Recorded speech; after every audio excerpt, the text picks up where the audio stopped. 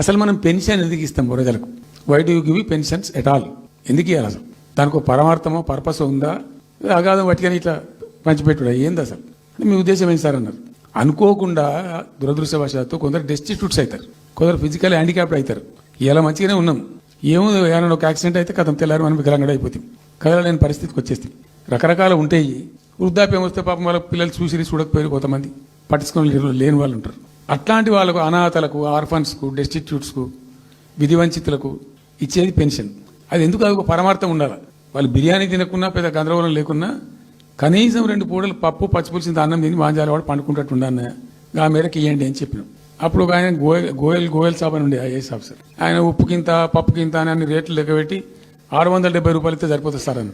నేను గావాలకి ఇచ్చేదానికి కోసి ఆయన ఒక 1000 రూపీస్ పెట్టు, పెద్ద కథ ఎందుకు అని 1000 చేసాం.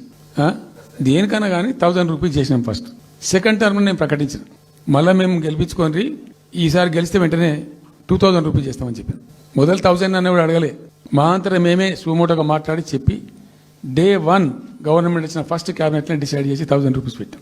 200 to 1000, 1000 to 2000 ఆల్సో ఫస్ట్ మంత్ని.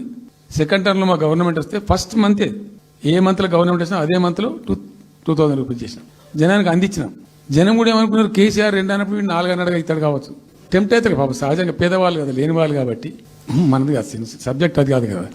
ఈయన 2 ఇచ్చిండు కదా, 200 2000 చేసిండు, ఈడు తప్ప 4000 చేస్తాడేమో అనే ఆశలో మా కోటేసే ఉద్దేశం ఉన్న ప్రజలు కూడా ఈ మాయల పడి పాపం టెంప్ట్ అయిపోయి గోల్మాల అయిపోయి ఓట్లు వేసినారు.